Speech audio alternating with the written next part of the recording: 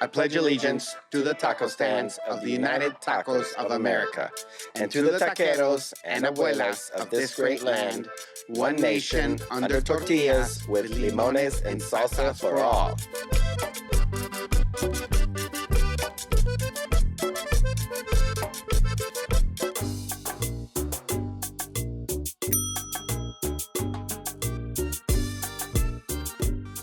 I'm Mando Rayo. And I'm Jarod Neece. And we're still taco journalists. Exploring tacos and taco culture throughout the United States on our computers. Welcome back to Taqueria Sin Nombre. What's up, Taco Nation? What is up? I'm like a hardcore, traditional kind of guy. I like my good al pastor. But I also think there's so many more tacos to eat. So Today, we're going to talk about those tacos beyond traditional. Where no taco has gone before. We're going to taste some of the most delicious, taco satisfying beyond what we think tacos are. That's right. Either it's a fresh piece of Texas smoked brisket and a tortilla, or it's Korean bulgogi barbecue. Oh, yes. There's so many places you can go. Yeah, so we're going to be talking to Chef Wes Avila, and we'll also talk to his good friend Luis Olvera from Trompo. That's right. Trompo started in Luis's backyard, and we were there back in the day in his backyard when he just had a taco speakeasy in his backyard. Yeah, like taco pop-ups in his garage, basically. And now he has his own place in Dallas, and that's thriving, and he's trying some new stuff, things other than tacos with the Trompo, so it's cool. We're going to see what he's up to. We're also going to, hear about the infamous Octo Trompo. That's right. Yeah, the trompo de pulpo. Trompo de pulpo. It's kind of like... It looks like Medusa. Medusa... What's that one? The... Jalapeno guy? No. Edward Jalapeno Hands? Close. But so that's what we're going to be talking about today. Lots of tacos that are pushing the boundaries. That's right. Going beyond kind of what we think of like what should go in a tortilla. And we're going to talk to our good friends right here in Austin, Texas, top 10 best new restaurants. That's right. In the U.S. As far as Bon Appetit is concerned, and that's Neece Taqueria. Neece Taqueria, that's right. And they're going to do some duck fat carnitas, Mando. I think you agree with that preparation style? They're definitely doing it my style, for sure. Yeah. Yes. Yeah, I wrote them up on a Bon Appetit list, I think earlier this year. And... yeah, it's just, it's taking kind of that traditional, but taking it to a whole new level. And, it's crazy because they were, this was sometime last year before they opened. And even like before we shot our first season, I was in a coffee shop and this guy came up to me, this guy and this woman. And they're like, yo, we follow United Tacos. I'm like, oh, cool, right on. And it turned out to be them, you know? Really? So it's really cool that they're getting, all the love and accolades. And, they're definitely kind of refining kind of what that taco is. All right, Mando, taco shout-out time. Woo-woo! Get ready. Current taco news around the U.S. and beyond. I'm going to start off today with chef and culinary anthropologist, Miss Claudette Zepata, who's making birria ramen. I can get down with that. Sounds amazing. That's right. She grew up in Tijuana, moved to San Diego when she was 8. James Beard Best Chef West semifinalist. Nice. Legit. Named Eater San Diego and San Diego Tribune Chef of the Year in 2018. She makes it with udon noodles. Interesting, because most ramen is made with the smaller noodles. Yeah. Guajillo chiles, tomatillos, and cumin seeds. Obviously, cumin. Yeah. Got to put it in there. Right. I would try that. That sounds awesome. Like, that sounds like, like the cousin of the menudo. All right, what you got for us, Mando? Oh, man. Well, we are talking about like beyond traditional tacos, right? We're going beyond. So there's this place up in Tampa, Florida. Who'd have thunk it? Yeah, this was years back, but basically this place sold lion tacos. Are you joking? And I ain't lying, all right? And so... was this called Carol Baskin's Seafood Emporium? No, no, it is not. It is Taco Fusion. Oh. In Tampa, they actually started selling lion meat tacos. And then people were like, no. So they took it off the menu. But like, what is it, like the old lions that are just kind of... No idea. Like you'd probably have to stew that meat for a long time. Yes. Old lion It just meat. doesn't feel like it's something you should eat. Like, yeah. I mean, like, you know, like a horse taco or something. Yeah. All right. Well, how about some shout outs from places that we've been that we had more of a non-traditional style? Sure. Yeah. I mean, let's go back to season 1. Louisville, Kentucky. Louisville hooked it up with some bourbon carnitas. Yeah. So Chef Anthony Lamas in Louisville, Kentucky, he prepared that, you know, sous vide style. Yeah. Sous vide? He sous vide the pork belly. Right. Sous vide it. Yeah. Sous vide it. Then slice it, deep fried it. Boom, carnitas. And then it was like delicious. Who knew that the home of the Baseball Hall of Fame would knock it out of the park like that? Oh, See hey, what I did there? You did that. You're right. You did that. Thanks. Up next, we're going to talk to Chef Wes Avila and Luis Olvera and talk to them about how they're taking that traditional but taking it beyond. Definitely don't call it Tex-Mex. That's right. Don't do that. Let's see what he wants to be called, though. Yeah. That's right. And we're also going to talk to Neece the Taqueria. They're going to be here in the studio with us. We're going to see them prepare their potosina, their duck, and the new seasonal tomato tostada. But yeah, stick around. There's going to be a lot of tacos, a lot of people talking about tacos. There will be tacos. All right. You stick around.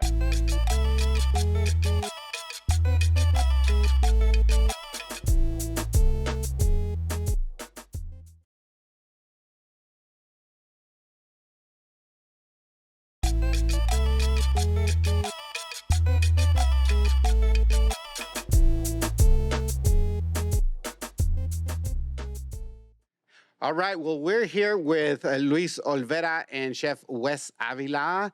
Welcome, fellas. Thanks for joining United Tacos of America. Thanks for having us. Wes, let's start with you. Why don't you introduce yourself and tell us about maybe the roots of your cooking traditions. Okay, Wesley Avila. I'm the founder and owner of Guerrilla Tacos here in Los Angeles. Born and raised here in LA, calling from Glendale, like the city right outside of LA by Dodger Stadium. My dad's from Mexico. He's from Durango. And so a lot of my influence is going down to Baja and eating a lot of the seafood. That's what sparked my interest to eat and cook a lot of seafood. Mm-hmm. And so my cooking, my mom cooked a lot of Tex-Mex stuff, you know, enchiladas, albondigas. Yeah. She'd make things like menudo sometimes. And so there's some influence on that. Like that's like the roots, but my actual training is more French. I went to, California School of Culinary Arts. And then I went to school in France for a little bit. And I came back and made most of my bones in French restaurants. But my heart has always been like with Mexican cuisine and especially tacos. I started a cart back in 2012. This August will be 9 years. I started that with my wife. Yep. And did the cart for about a year, got shut down, got a food truck, did the food truck for about 5 years. And then it rolled into the restaurant, which it opened in 2018. And now we're here. Nice. Luis, go ahead and introduce yourself as well. My name is Luis. I am the owner of Trompo, a local little taqueria there in Dallas, Texas. I also started a little illegally. I had a speakeasy in my backyard. We were there. Shh, don't tell anybody. No. Allegedly. It was not photographed. We may or may not have video footage of that place. And when did you start making tacos in the backyard? We kicked that off in spring of 2014. And by April Fools of 2016, I opened my brick and mortar, and we've been, slinging tacos ever since in the Oak Cliff neighborhood. Tell us kind of how you've honed in on the style that you introduced to Dallas. When I first started, I remember I had a notepad, and my notepad had like 5 pages of all of my menu items, right?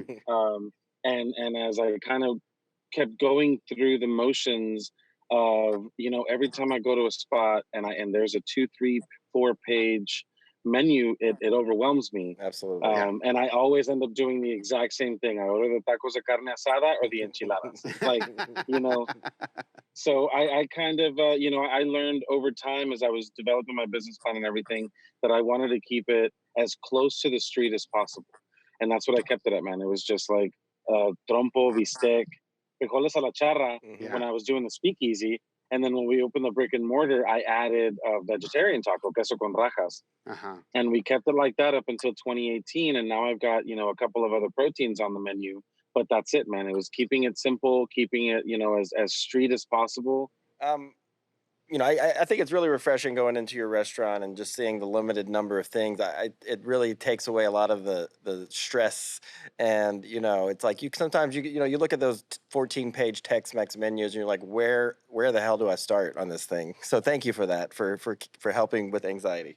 So Wes, you kind of have a different take. You do a lot of vegan tacos. I know that your sweet potato cauliflower taco is super popular. So why vegan tacos? Well, it wasn't vegan on purpose. Some of them are just, that's the way the flavor went. Like, so for me with like the vegan and vegetarian stuff, some of the stuff, it just tasted better. Like the cauliflower that we did, that we smoked, what I did was get mushrooms and then put them in a pressure cooker and make a mushroom stock. We reduced that and used that as the glaze while we smoked the cauliflower inside the smoker. And then the smoker, I mean, it took about, 4 to 6 hours to smoke it. You get it out, cut it up. I mean, it's a process, but you have the flavor of smoke, because it's not the flavor of meat. You have the flavor of smoke. You have that sweetness and that slight bite of cauliflower. It's delicious when you cook it right. And it works because it's true to what the flavor should be. Yeah. That's all that matters. If it works, it works. Hey, I have a question for both of you. Can you define a taco tradicional, and also like what's the new, the fusion of the chef inspired it, how would you define those two? For me, tradicional, it depends what we're talking about, because it's different in Mexico City, like you say, it's different in Monterrey and different in the north, it's different in Tijuana. But for the most part, like in LA, what's traditional, it's any of the big 8 meats. It's not, if it's not asada, carnitas, buche, like any of those cuts that are all braised together, red or a green salsa, and then the onion and cilantro, and radish maybe, for the traditional kind of feel.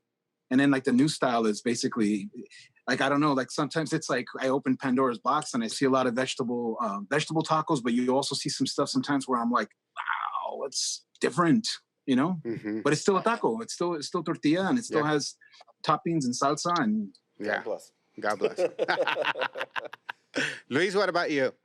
For me personally, I'm very fortunate in that I go to Mexico a lot, and I've been to a lot of different parts of Mexico regularly, right? And I think in Mexico we're sticking to cilantro, we're sticking to cebolla. Some places have, like, one of my favorite places to eat is called Tacos Popos in Monterrey, and they do julienne, onion, tomato, and jalapeno fresco. So like that's what I love about a traditional taco, is tradition is made at home. So whatever the hell they want to put on it, that's exactly what you're going to eat, and you're going to like it. And I think the modern taco is paying attention heavily on the wrap.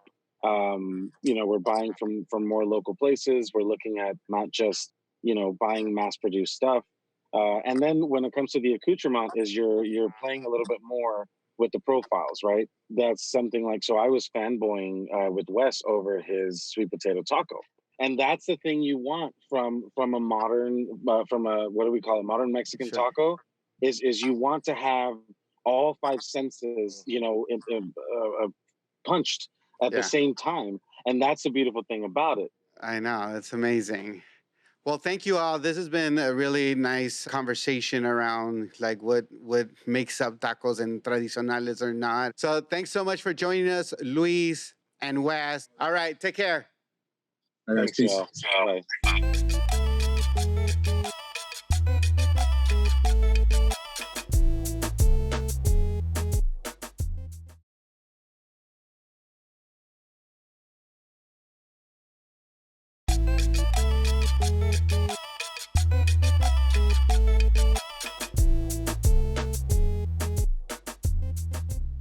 I'm Mando Rayo. I'm Jarod Neece. And welcome to Cooking with Neece Taqueria.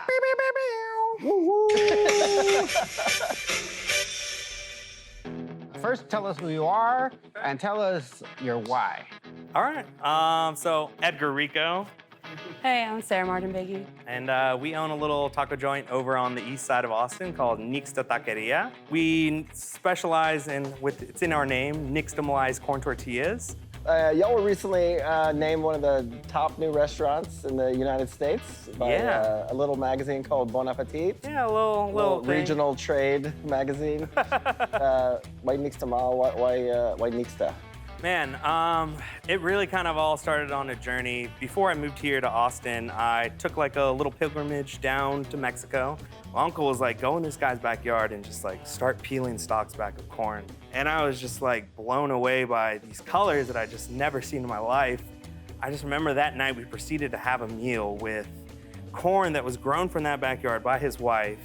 And it was just like that aha moment where it's just like, I want to bring nixtamalized corn tortillas to Austin, Texas, and specialize in a taqueria that is that. So what's the process of making the duck carnitas? So with the duck carnitas, we start with taking duck legs, specifically some Peking duck legs. So we cone feed the duck in a sequent mixture of duck fat and other delicious things. Okay. And you're making these in-house? So yeah, we nixtamalize and grind corn in-house every day to make these fresh tortillas.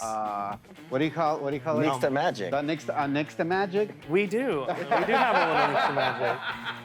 So with these onions, we'll shock them in ice water. And what happens is it cuts some of that, bite. And then this stuff right here, which is salsa cruda, it's just a raw salsa.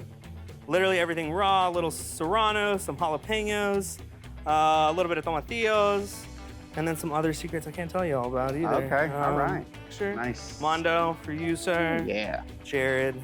Boom. Man, the carnitas it just complements the tortilla so well, and then you have the fresh vegetables and the onions do have less of a bite, For sure. Yeah, but it's also like, you could taste the manteca. And that's what I think that, like, if you're a hardcore, like, carnitas lover, you gotta have the manteca, It's key, fat is flavor. Yeah. So yeah, with that fat, since we always have, an excess of it, that's what we use it for these beans right here, which is the interlude for the next dish, which is the enchilada potosina. Oh. This is a dish that's super regional to where my family's from in Mexico, which is San Luis Potosí. So yeah, we kind of took that same concept and just made it a little bit bigger. And this is the final product right here. Nice. So, if y'all would care to. Oh yeah, that's beautiful. Salud. Salud. Yeah. This is the dish that when we announced all of our friends and family that we were opening a restaurant, this is what Edgar made. So it's sort of a really special place in our hearts. For sure. When you think about like other regional styles in Mexico, like Chihuahua, growing up with this very similar cheese, like really kind of brings it together. And obviously, the tortilla that kind of holds it all together, but also is another, texture in the taco too. You get that like toothiness of it. And don't forget the red chicken. Repollo, for those of you that don't know. That's right. Yeah. You're welcome. Well, thank you so much, Edgar and Sarah. And we totally enjoyed your creation. Thank you for sharing your stories with us. Thank you for sharing your tacos with us. Next up, more tacos. Because that's what we do here at United Tacos of America. We eat tacos, we talk about tacos, and we look for the next taco. That's right. We'll see you there. All right, Mando, it's that time again. Viewer questions, your favorite segment. Say what? And mine. Viewers like you. At Nick Worthen says, what is the holy trinity of taquerias? Oh, very, very good question, because we know the holy trinity of a taco. Yeah, which is the tortilla. Tortilla, los fillings. And the salsa. And the salsas. But a taqueria, ooh, very good, right? Definitely you need a taquero.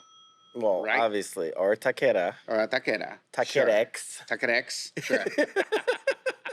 You have like your salsas, you know, where it's like, whether it's a salsa bar or right there on the table. There's some evidence that salsa will be had. Yeah, exactly. But not just like one. It has to be like multiple because you guys have. You need options. You need those options. And I would say, I guess the third part would be like, some Tigres del Norte, just blaring. Okay. Some like good, strong regional Mexican music that, whether it's like something that you can just, eat with comfort and ease and have the rancheras in the background. So thank you, viewers. Thank you, viewers. We love Always you. send in your questions as always. We'll be answering them throughout this season. It was great to talk to our tres taqueros today. Chef Wes Avila, Luis, and Neece Taqueria. That's right. They definitely showed up with some super tasty and, of course, always my favorite. That's right. Duck carnitas. So tell us what your favorite tacos are that are the fancy or the beyond traditional. We'll try to find them if you tag us at United Tacos of America. Yeah, on the Instagrams and the Facebooks and the places of things. Yep. And then we're going to go. We're going to be back later. More tacos, more people. So see you on the next Próximo Show.